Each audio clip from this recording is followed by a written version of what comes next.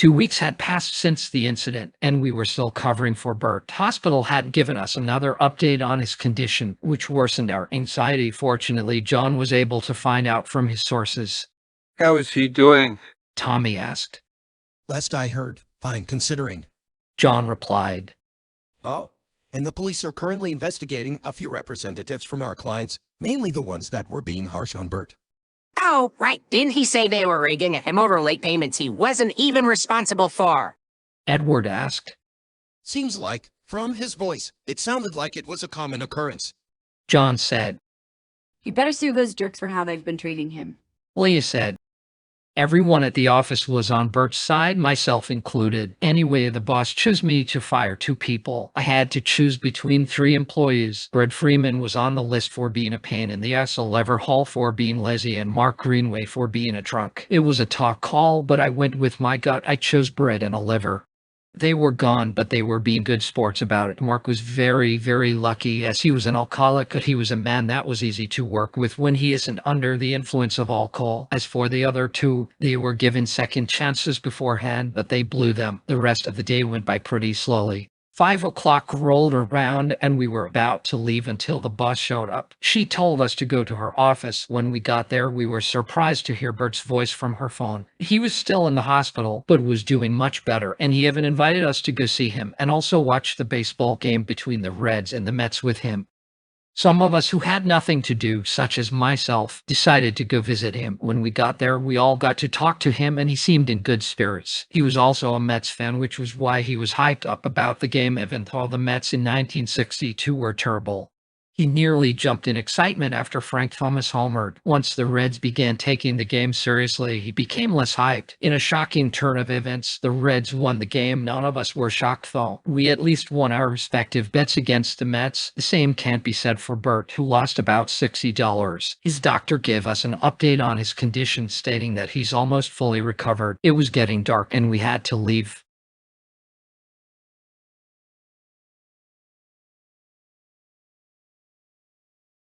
It was yet another slow day, and Bert had yet to return. At 1 p.m., an inspector from head office was to show up. I never met the man, but my colleagues weren't fond of him. Last year, Robert Owen, the inspector in question, had come to inspect the office, and based on what Leia told me, he seemed to be rather pushy.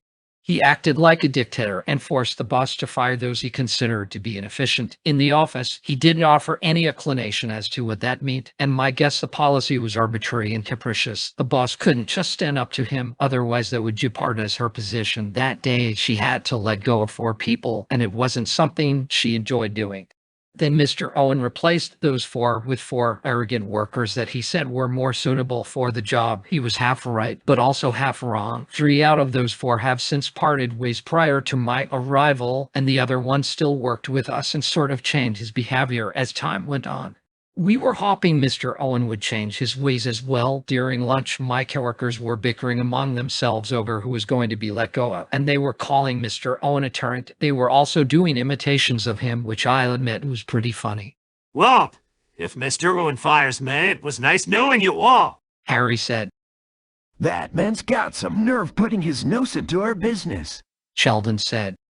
Yeah, he's a real pompous bastard, Rich said. Anyone remember Brad Beach? Edward asked. Who?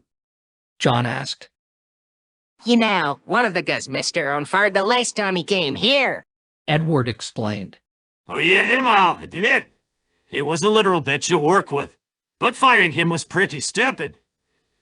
At least he had some humor, and at least some of his insults were funny and not overly offensive, Harry said.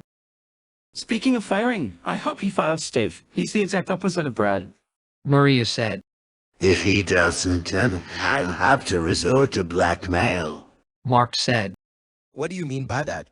John asked. Is there something you know?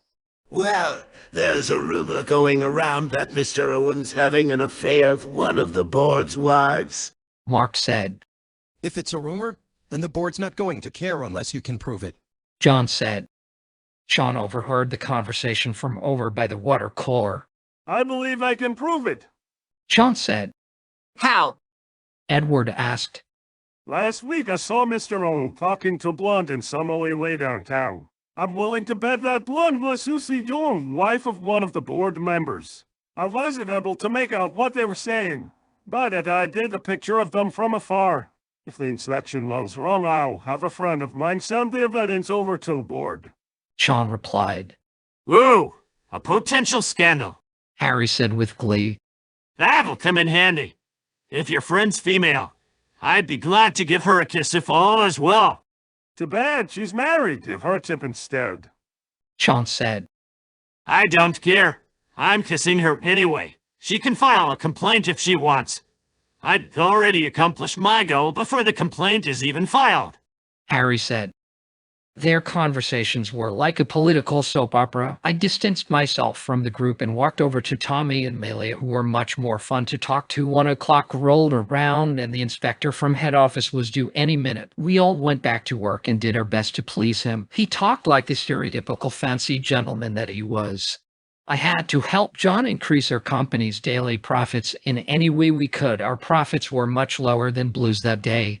Oh yeah, something I totally forgot to mention. Blue's our rival company. They own some property in the Mountain Lab area like we did. They had an office building similar to ours, as well as other moneymakers such as their kennel rental service every day. Both companies were battling it out to see who could make the most money a single day.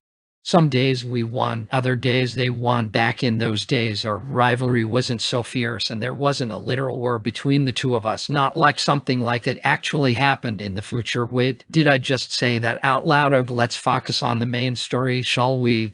Look, our numbers look terrible. John said, sounding worried.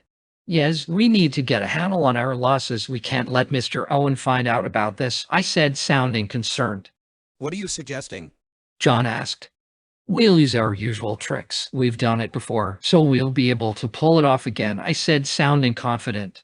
If I told you all my secret technique, then it wouldn't be a secret anymore, would it? Anyway, while we were busy plotting how to make our numbers look better, we could hear the inspector shouting from down the hallway. We weren't exactly sure what he was saying, but we knew it wasn't good.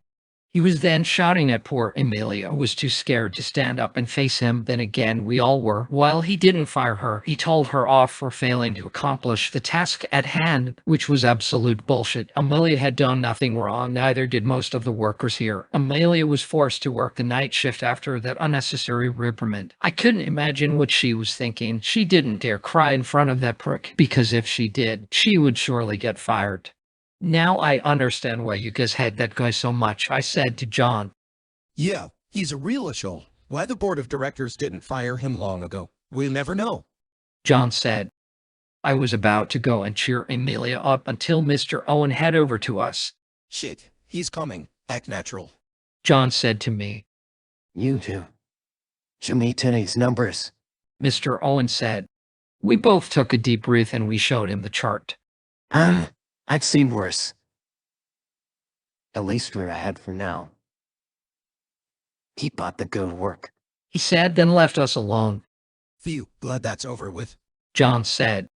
I was sweating bullets. Once Mr. Owen left to inspect the next floor, I turned to Amelia, who was still upset about the inspector's attitude towards her. Tommy also didn't approve of the situation. We both spent several minutes consoling Amelia. Tommy agreed to work alongside her during the night shift so she wouldn't feel so lonely. I would have joined in if I didn't have a ton of work to do at home. While I was returning to my office, I could hear Rich celebrating with some of the staff. Apparently, Mr. Owen had Steph fired, and they were glad about it. He also had Anthony fired, which was despicable. He was one of my favorite colleagues. I didn't even get to say my final goodbye to him since security forced him out the door at gunpoint. And he also had Zach resigned to a different location. That was one of the few things I agreed with Mr. Owen about. Zach was clearly unfit to work here. A reassignment was just what he needed. Last I heard, he was working at a quarry far away from here. The rest of Mr. Owen's inspection was a boring process. He continued to give the other workers reprimands for small offenses which made them unhappy. Although most of the equipment we had was in good condition, Mr. Owen ordered the boss to upgrade some of the older machines, which increased our electric bill. But then again, RID was worth billions, so a small increase in the electrical for one location wouldn't faze them. Although the inspection was considered a success, Sean still decided to gossip about Mr. Owen's little scandal behind his back, and he called his friend to send the evidence to the board. And right before Mr. Owen was about to leave, the directors arrived and had him fired on the spot. Thankfully, that was the last time we ever saw him. I believe his wife filed for divorce soon after that, and Mr. Owen was sentenced to 2 years imprisonment. His life probably got worse after that.